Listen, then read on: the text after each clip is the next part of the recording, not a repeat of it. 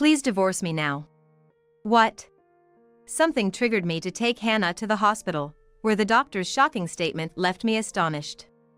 After learning the details, I was furious and devised a revenge plan. I will always protect Hannah. I vowed to protect the exhausted Hannah and, with the help of an ally, showed hell to the person causing her suffering. My name is Allie Scott. I'm a 35-year-old entrepreneur. My business mainly involves running an apparel company, but I also dabble in restaurants, cosmetics brands, and recently, advertising agencies. My husband, John, is a tutor, mainly looking after high school students. He has a daughter named Hannah who is in high school. She is his child from his previous wife, who ran off with another man, leaving John to take care of her. Hannah just graduated from middle school and will be a high school student this spring. At 15, she seems mature for her age and shows a keen interest in my work, actively asking about what I do and the satisfaction it brings. Every time Hannah asks me something, I am impressed by her eagerness to learn. Did I ever think about my future this much when I was in high school? If the younger me saw Hannah, she would have been overwhelmed by her enthusiasm. Having become a family with these 2 months have passed. Hannah, now attending high school, seems to enjoy her days, often sharing school stories during our meals together. John, on the other hand, is more of a listener and seldom talks about himself. While it's not good to talk too much about oneself, I sometimes feel lonely wishing he would share more. However, we married because we don't unnecessarily interfere with each other. For me, busy with my days, prying would be a waste of time. Most men who approached me after I started my company were after my money. Annual income, business secrets, the brands of accessories I wear. All they talked about was money, which I found tiresome. Then I met John. Unlike others, he first asked about my hometown and memories from my student days. Perhaps it helped that we were both from Alabama. Being from a rural area of Colorado and him from a more urban part, we had different experiences during our youth, which made for nostalgic and engaging conversations. From there, we hit it off. As we began to meet more frequently, John opened up to me about Hannah, and I developed a good impression of him. Honestly, I think Hannah needs a mother. I grew up with brothers only and had little interaction with women. There are many times I don't understand the feelings of a girl her age, and I often find myself at a loss on how to connect with Hannah. This made me want to be there for John. However, I had never raised a child before and didn't think I could become Hannah's mother. But it didn't have to be a motherly role. If I could be a place of comfort for John and Hannah, I was more than willing to live with them. With this thought, I resolved to face life with Hannah, who reciprocated my feelings. Thanks to this, when Hannah graduated from middle school, John and I got married. Hannah, crying tears of joy, congratulated us. From now on, I'd rather have you as a sister than a mom. I want to be with Allie. At our wedding, Hannah, holding a bouquet, expressed her wishes to me. Moved by her feelings, I resolved to do my best. Unbeknownst to me, something was amiss. It was when John remarried and Hannah was on summer break. John started to make more time to spend alone with Hannah. You have work, don't you? I'll take Hannah out so we won't be in your way. Wait. I thought Allie was coming too. As a CEO running multiple companies, my days were hectic. There were days I wouldn't return home, and when I did, I was glued to my home PC, swamped with work. Finding a few hours a week to spend with my family was a challenge. John often left the house with Hannah, considering my workload. At that time, I believed he was just being considerate. I'm sorry, Hannah. I want to join you, but I just can't get away from work right now. The day after tomorrow, I've booked a table at your favorite restaurant, so let's have dinner together then. Allie, is it absolutely impossible? John had suggested a family outing the day before. But when work came up at the last minute, forcing me to cancel, I explained this to Hannah, who looked at me anxiously. Normally agreeable, she clutched at my sleeve that day, unusually shaky and fearful. Her expression was scared, and in a voice so faint John couldn't hear, Hannah seemed to be pleading for help. Concerned, I gently placed my hands on her shoulders and spoke softly. What's wrong, Hannah? Is there something? Come on, Hannah. We shouldn't take up too much of Allie's time, should we? Let's go. Dad's going to take you somewhere really special today. Hannah's unusual fearfulness caught my attention, and just when I tried to inquire about the situation, John interrupted me and firmly pulled Hannah's hand, heading towards the entrance. Hannah seemed like she wanted to say something to me, looking back with a sense of reluctance. Ultimately, I couldn't speak with Hannah that day because they returned home late at night. Whenever I tried to find a moment to talk to Hannah, John oddly would start talking, seemingly keeping her away from me. It was the first time I felt he was deliberately distancing her from me. A month passed. Work settled down, and I had more time at home. I decided to take over the household duties to make up for the time I couldn't spend with my family right after getting remarried, and that's when I noticed something off about Hannah. Thanks for the meal. It's natural for a girl her age to be conscious of her figure and pursue beauty, but her lack of appetite was concerning. She used to eat a normal amount before graduating from middle school. Now, she hardly touched half of the food I prepared and couldn't even finish a single bowl of rice. Not to mention her complexion looked pale. Worried, I brought this up to John. Hey, don't you think Hannah's a bit too lacking in appetite? She seems to have lost some weight since we last saw her. Have you heard anything about her feeling unwell or being troubled by something at school? You're worrying too much. Maybe it's this: she liked my cooking so much that she doesn't find your food appealing? I was taken aback by John's response. Allie, even before we got married, you never cooked for Hannah, right? I've always been the one taking care of the household. Now that your work has calmed down, you're trying to play the mother, which might not sit well with her, especially if she's in her rebellious phase. His words were incomprehensible to me. There are things you should and shouldn't say, even if you've had a drink. Besides, it was John who insisted I prioritize my work over household chores. And now he's implying that Hannah's condition is my fault? His words filled me with unease. I'll take care of Hannah and the household, so don't worry. He had said when we got married, encouraging me to make that choice. It was unfair to hear such things now, given that assurance. It was utterly disappointing. Well, I think it's just typical teenage rebellion. Just leave her be for now. Didn't you go through a phase like that, Allie? Sometimes, it's better for the kids if the adults don't fuss over them too much during these times. While I couldn't agree with John's dismissive words, I did recall my own teenage years when I didn't want my parents nagging me. I understood what he meant, but it didn't make the situation any less frustrating. But Hannah's recent behavior and attitude didn't seem to match my own teenage defiance. Even trying to have a serious conversation with John turned out like this. So, after Hannah got out of the bath, I decided to visit her room. Hannah, can I talk to you for a sec? What? When I entered her room after she had bathed, she was wrapped in her blanket, turning her back to me in the dimly lit room. I just want to talk. Can I turn on the light? Do you need something? I'm tired and want to rest. Hannah's response was unusually cold. Just like John said, it seemed as if she found even talking to me bothersome, as if she was saying, stay away from me. The vibe was palpable. But I'm an adult.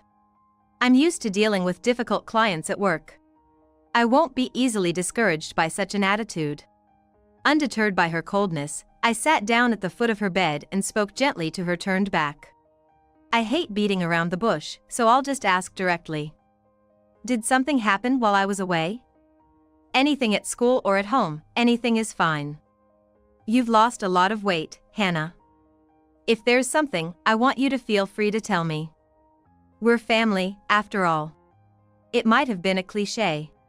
But the words that came out were genuinely from my heart. They weren't just to gauge her reaction. Perhaps my words struck a chord, as I noticed Hannah flinch slightly. Family. Her word, seeking confirmation, made me nod emphatically with a smile. Yes, we're family, right? I may not have had much time because of work, but I've always cared and worried about you. So, if there's something, rely on me.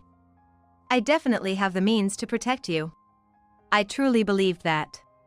Even if Hannah was facing difficulties at school, I knew there were countless ways to rescue her from such a situation. If it required money, I had the resources to spend any amount necessary. Protecting one child was certainly within my capabilities. Hearing my words filled with confidence, Hannah peeked out from the blanket, looking at me with a pained expression. "Will you really protect me? Allie, will you help me?" "Of course. After all, I'm your sister, aren't I?" Just when Hannah was about to confide in me. At that moment, her room door burst open, and John entered. The instant Hannah saw John, her face turned pale. Concerned, I stood in front of John as if to protect her. "What are you two whispering about?" John, with a friendly smile, looked not at me but at Hannah. I used to like that seemingly kind smile of his, but now it only filled me with disgust. It wasn't directed at me but felt like a threat to Hannah. "It's nothing. Allie, I'm fine, really. Just leave me alone. I'm just tired from school." Hannah must have sensed my wariness towards John.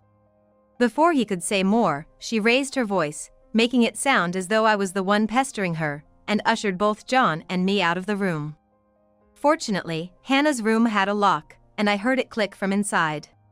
For now, John couldn't reach her. Their interaction and John's expression made it clear something was amiss between them. The question was what happened. Probing further could be risky as John isn't foolish. Pressing the issue could affect Hannah.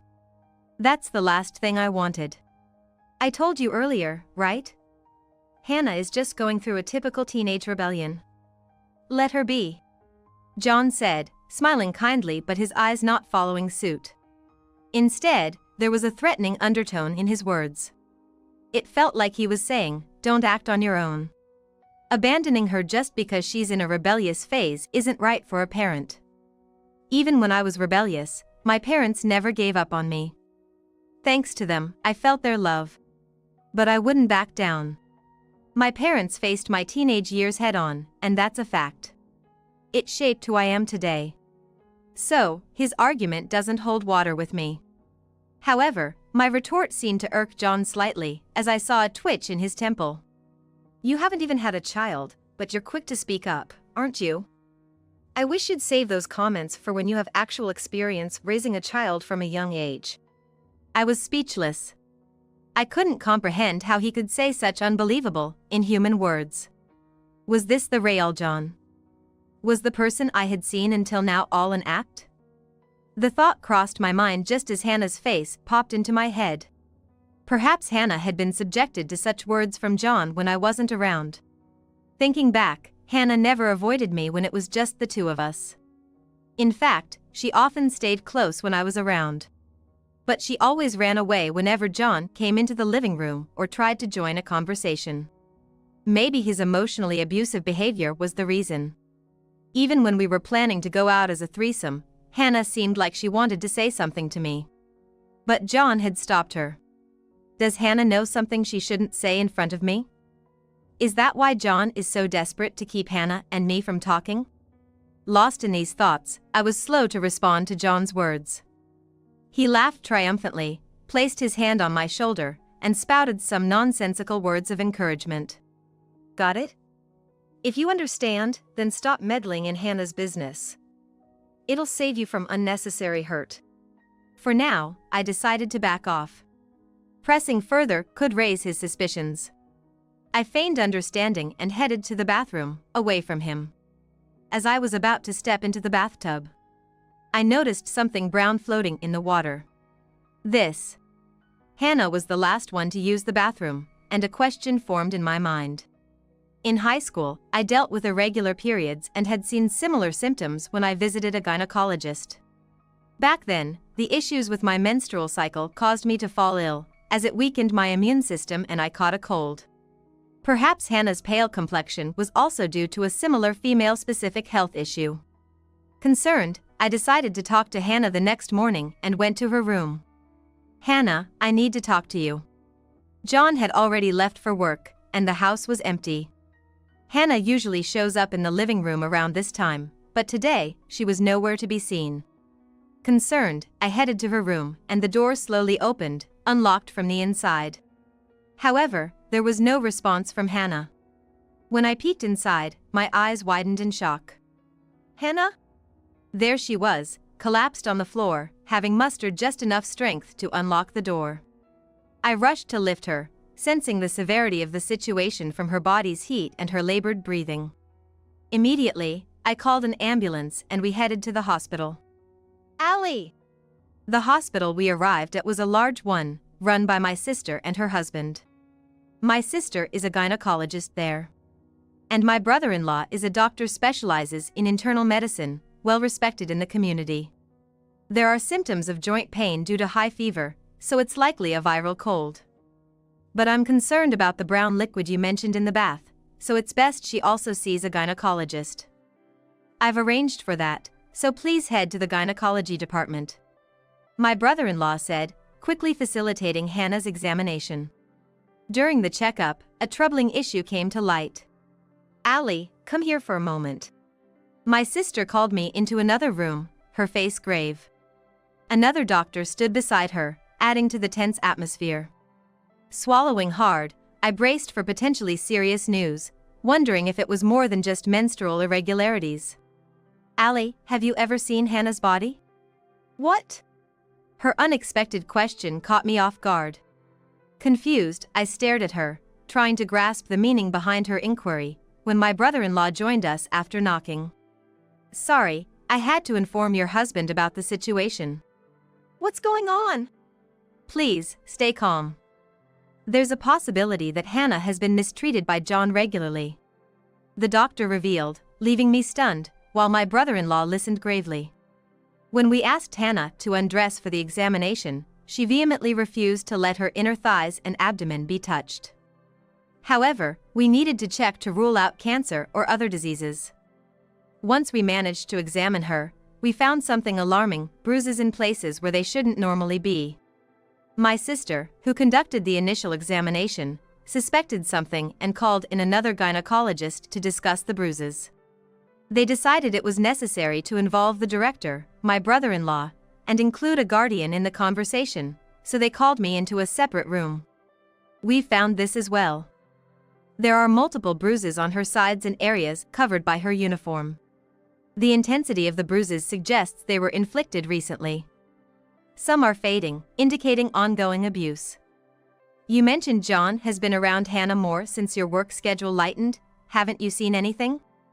The conversation was overwhelming, and I struggled to process it. John being abusive towards Hannah. But they seemed like a normal father and daughter. Why would this happen? That's when an unpleasant premonition struck me. As Hannah entered high school, her physical development became noticeable. She matured into a womanly figure, even I noticed how adult-like she's become. I hate to think it, but if John started seeing her not as his child but as a woman. I pondered my sister's words, horrified by the implication. And if what I imagined was actually happening? The mere thought sent chills down my spine. Sensing my distress, the doctor gripped my shoulder, looked at me intently, and said, "Allie, you need to divorce him now." "What?" The doctor's earnest eyes confirmed the seriousness of her statement. Hannah is likely suffering terrible abuse from John. It's unforgivable to do this to one's own daughter. We'll report this to Child Services and can even alert the police if necessary. Later, my sister shared that she had suffered from poor treatment by her parents. It is why she couldn't remain detached and became emotional. The firm grip on my shoulder conveyed the urgency and sincerity of their words. Is it okay to leave Hannah in this situation? No, it's absolutely unacceptable. Please, help me. I want to protect Hannah. Everyone nodded in agreement, and we devised a plan to safeguard her. I'm home. For now, I returned home while Hannah stayed in the hospital. Given the viral infection and signs of dehydration, my sister and her husband arranged for her admission to ensure her safety. Unaware of everything, John returned home at his usual time. He was puzzled by Hannah's absence. Huh? Where's Hannah? Hasn't she come back yet? Hannah's in the hospital. She collapsed from a high fever today. What? Naturally, he was shocked since I hadn't informed him about any of it beforehand. When I relayed only the details of Hannah's condition, John seemed relieved. I also mentioned that she might be discharged tomorrow if her fever subsides and her condition stabilizes, to which John forced a smile, trying to appear like a good husband. So, she might be discharged tomorrow. That's good. If you're off work for this, you should go back tomorrow, right? I'll take the day off and pick up Hannah. There's no need for that. What? At that moment, the doorbell rang. Who is it at this hour? John, likely curious about my earlier statement, wanted to inquire further, but the insistent doorbell interrupted him. Annoyed, John checked the monitor and saw two men in suits standing outside. Who might you be? Sorry to disturb you at this late hour. We're from the Child Welfare Office. Child welfare? At the mention of child welfare, John visibly panicked. While observing his reaction, I headed to the door and let them in. Sorry for the intrusion. We received a call from the hospital today about a resident here, Hannah Scott, and wanted to discuss her situation. One man looked stern, clearly a no-nonsense type, while the other explained the situation softly, greeting to John as we led them into the living room. Child welfare here for my daughter. What could be the issue? John was clearly unnerved by their presence. If there were no problems, he wouldn't be sweating like this. His reaction made it obvious he had done something to warrant a visit from child welfare. He must have threatened and silenced Hannah, warning her of worse consequences if she spoke up. He must have been using those words to deter her. So their unexpected arrival was completely unforeseen for him. Even though Hannah had been to the hospital, she must have managed to cover things up. He was so complacent that he didn't show any signs of panic when I spoke. Oh, your husband seems to have no clue. Clue? Who would expect child welfare to visit over their daughter? Has something happened to Hannah? There's been nothing unusual at home. If anything, it must be school-related. My wife and I are on good terms. There are no issues in our home. It's said that liars often talk too much, and John's words were a perfect example. He was trying to divert the conversation, acting as if he was oblivious to the whole situation. To shake him further, the soft-spoken man presented a document. Is that so? Then you wouldn't know about these bruises on Hannah's body, would you? The moment the photos were shown, the color drained from John's face. He hadn't expected child welfare to know so much, thinking they wouldn't visit without a reason. His sweat was visible, and his breathing became noticeably erratic. It was clear this wasn't the reaction of someone ignorant of the situation. Do you think we came here without any thought, Mr. Scott? We've received a report from the hospital, and we've already spoken with Hannah herself. If you continue to lie, it will only make your situation worse. The professional man pressed. They must be accustomed to handling situations like this. Overwhelmed, John blurted out in panic. There's no evidence I did this. Maybe someone at school did it, or maybe my wife. Yes. You've been going into her room recently. What did you do to her? Cornered, John stood up, trying to shift the blame to me. It was astonishing how poorly he was handling the situation, inspiring more disgust than anger. Any feelings of sadness had long since vanished, replaced by sheer disbelief that left me with no desire to even speak. Enough! The stern man commanded, his authoritative tone making John falter and sit down abruptly on the floor.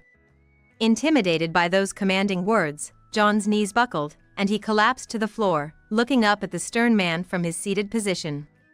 You had a chance here, Mr. Scott, but instead of confessing, you've turned against your wife, trying to save yourself. Realize the gravity of your actions. What do you mean? With that, I showed John Hannah's hidden diary, possible audio evidence, and a video on my phone. This. Hannah spoke to us at the hospital, crying. She revealed how you threatened and abused her, warning her not to consult me or I'd suffer the same fate. Afterward, I attempted to visit Hannah in her hospital room. Fortunately, thanks to the four, she seemed a bit better and honestly shared everything with me. It all started when she became a high school student. John began looking at Hannah, who had grown more womanly, with ulterior motives in his eyes. Feeling disgusted, she started avoiding him, but that only amused John, and his behavior escalated. He began attempting to dominate Hannah physically. When Hannah resisted, John thought to use me as leverage. Knowing she cared for me, he made a deal, her silence in exchange for my safety. Kind-hearted Hannah sacrificed herself, and John thwarted any attempt she made to reach out to me. Driven to the edge, Hannah's health deteriorated, leading to her current condition. We have testimonies from Hannah's friends too, confirming she had confided in them. With all this evidence, there's no escaping the truth. They added, impressed by their quick work within just a few hours. I'm grateful for how much has been accomplished in just a few hours. Without the support of my sister and her husband, along with Hannah's courage, we wouldn't have been able to corner John like this. Cornered, John wept miserably, begging for forgiveness on his knees. I'm just a little bit in the devil's way. It was just a little bit of a devil's advocate. I thought that cheating on my daughter would be better than holding back with someone else. But I was wrong. So please forgive me. I will never do this again. But those words wouldn't sway the child welfare officials. They remained unflinchingly stern. Desperate, John shifted his target and clung to my legs. Allie, it's not true. It was just a joke. I didn't realize it would go this far. Please, forgive me. Let's start over as a family of 3. I'll change, I promise. His tears and pleas were pitiful, but I had no intention of forgiving him. I shook him off and lashed out with harsh words I had never used before. Disgusting. Don't touch me with your filthy hands. Allie, I will never forgive you for the wounds you've inflicted on Hannah. We will certainly divorce, and I will ensure that you are punished for the harm you've caused to her body and mind. No amount of money can heal her wounds, but that won't be the end of it. I will report this matter to the police. And I will take her in. I will adopt her and welcome her into my home. What? John must have grasped the meaning of those words. Adopting her as my child meant that Hannah and I would become a legally recognized family through special adoption, severing her parental ties with John. If we proceeded with this and applied the stalking restraining order against John, it would prevent him from ever contacting Hannah again. Without the parent-child relationship, he would have no legal way to find out her whereabouts, ensuring her safety from his reach. I won't allow it. How can a stranger like you take away my precious daughter? We're no longer strangers. I shouted back, tired of his incessant denial. She's my daughter, my family. Stop playing the father now, and don't you dare say her name with that vile voice. I won't let you near her again. If you do anything to her, I'll make sure you pay, even if it means chasing you to the ends of the earth. At that moment, John, overwhelmed with rage, raised his fist at me. But the stern man quickly restrained him, and the other man called the police, leading to John's arrest. Thus, I successfully protected Hannah from him. We went through with the divorce and the special adoption, making us officially family. John was sentenced to prison, facing at least 6 years behind bars. With the restraining order in place, Hannah's safety was secured. We moved to a new home with a concierge and secured entry. And John was ordered to pay nearly $200,000 in damages for his actions, including the alimony and compensation for his last-minute assault. After her hospital discharge, Hannah tearfully apologized for her silence and the trouble she caused. Grateful for my protection. Silly girl, you don't have to think like that. I gently chided her. Children are supposed to be a handful for their parents. That's how you'll learn to embrace your own kids' troubles when you're older. We're family, so stop worrying about it. I'm your mom and your sister, I assured her, smiling warmly, and she nodded back, her face alight with happiness. Seeing her smile, I vowed to protect it for the rest of my life.